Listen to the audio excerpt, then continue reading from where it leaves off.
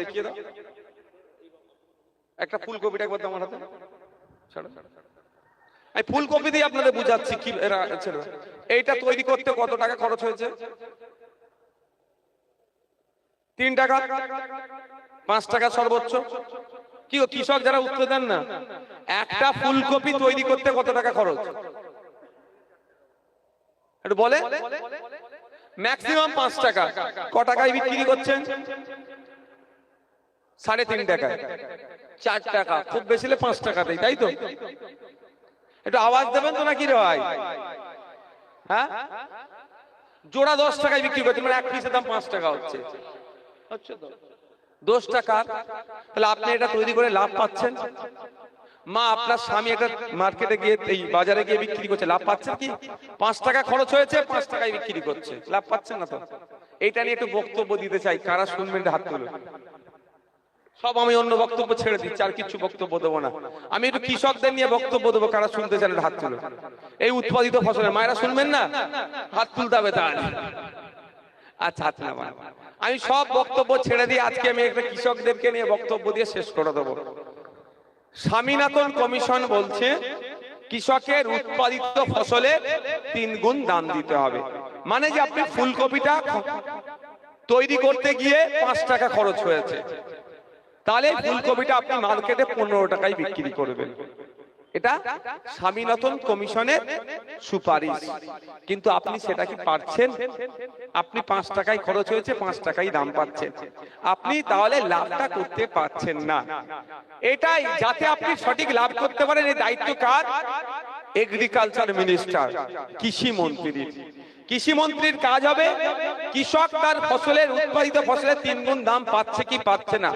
এবার আপনাদের বলি, এগ্রিকালচার মিনিস্টার যদি ঘোষণা করে দেয় যে উৎপাদিত ফসলের 3 গুণ দাম দিতে হবে, নালে মার্কেট থেকে, আচ্ছা আপনি বলুন, আপনি যদি ফুলকপি বিক্রি করা বন্ধ করে দেন, মানুষ খাবে কি? আপনি যদি চাল বিক্রি করা বন্ধ করে দেন, মানুষ খাবে কি? বালি সিমেন্ট চিবোবে? যাই আপনি খান সেই আপনাকে চাষে যেতেই হবে।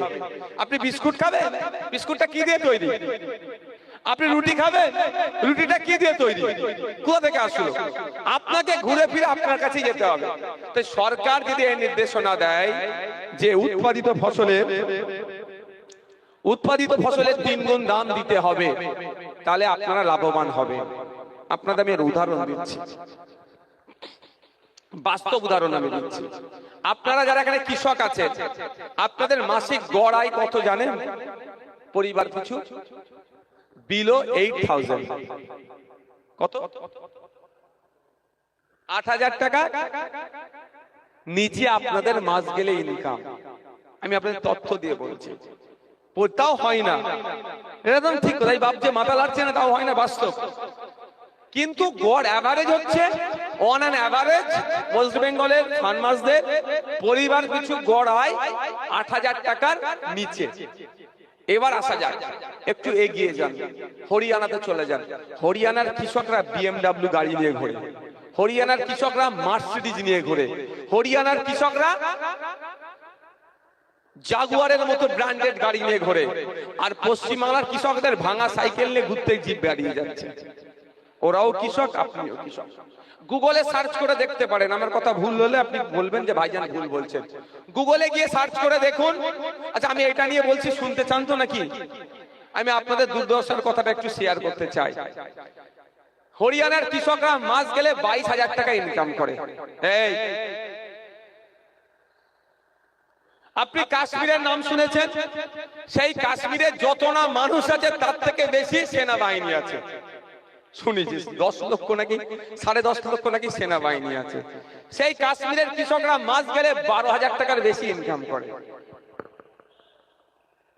পাঞ্জাবের কথা শুনেছেন?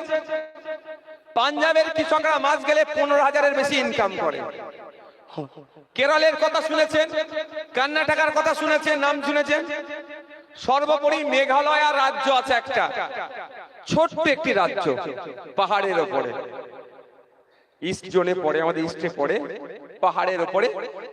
অসম থেকে উপরে উঠতে হবে। ওই মেঘালয় রাজ্যের কৃষকরা মাস গেলে কত টাকা ইনকাম করে আপনারা জানেন? 30,000 টাকার উপরে। কত মাস, এক মাস মানে মাস গেলে 30,000 টাকার উপরে মেঘালয়ের কৃষকরা ইনকাম করে। মেঘালয়ে কৃষিজ জমি মাত্র 360 হেক্টর, আর ওয়েস্ট বেঙ্গলে 1 কোটি লক্ষ হেক্টর। মানে ওটা 360 হেক্টর, এটা 1 কোটি লক্ষ হেক্টর। কত তফাৎ বুঝতে পেরেছেন? মেঘালয়ের কৃষক গুলো কৃষক, ইস্যুবাটির কৃষক গুলো কৃষক। তাহলে ইস্যুবাটির কৃষকরা মাস গেলে 8,000-এর নিচে ইনকাম করছে, মেঘালয়ের কৃষক গুলো মাস গেলে 30,000-এর উপরে ইনকাম করছে। কেন বলুন কেন? ওরাও কৃষক, আপনিও কৃষক, ওরাও মেহনত করে, আপনিও মেহনত করেন। সমস্যা হচ্ছে অনেকটা সিস্টেমের। সিস্টেম মেঘালয়ের ঠিক আছে, কৃষকরা সরাসরি টাকা পাচ্ছে।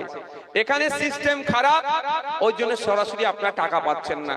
আপনারা যে জোড়া ফুলকপি 10 টাকায় বিক্রি করছেন, ওটা যখন আমার রান্নাঘরে আসছে জোড়া ফুলকপি, তখন আমি ক টাকায় কিনছি? 50 টাকায়, 40 টাকায়। তাহলে মধ্যখানে 40-50 টাকা খেয়ে নিচ্ছে দালালে। স্বামীনাথন কমিশন বলছে উৎপাদিত ফসলের 3 গুণ দাম দিতে হবে। তেমন ভাবে যেটা খরচ হয়েছে, যেটা খরচ হয়েছে 5 টাকা, লাভ হবে 5 টাকা, সময় যে আপনারা দিয়েছেন মাঠে তার 5 টাকা, তাহলে 15 টাকায় আপনি একটা ফুলকপি বিক্রি করবেন। দুটো ফুলকপি দেখো 30 টাকা। এখানে আপনার কত টাকা লস হচ্ছে? 20 টাকা মধ্যখানে লস হচ্ছে, দুভাগ লস হয়ে গেল। আমি আপনার হিসাব করে দিচ্ছি। এখন 8,000 টাকার নিচে ইনকাম করছেন, ধরছে 8,000 টাকা ইনকাম করছেন। সঠিকভাবে আপনার ফসলের যদি 3 গুণ দাম পেতেন, 3 আসছে কত টাকা ইনকাম হতো মাসে? 24,000 টাকা আপনার ইনকাম হতো। এই মধ্যখানে চুরিটা করছে কে? মা আপনার হাতে 1,000-1,200 টাকা ধরিয়ে দিচ্ছে, কিন্তু আপনার স্বামীর 19,000 টাকা লুট করে নিচ্ছে এরা। এই প্রায় 15,000 টাকা লুট করে নিচ্ছে।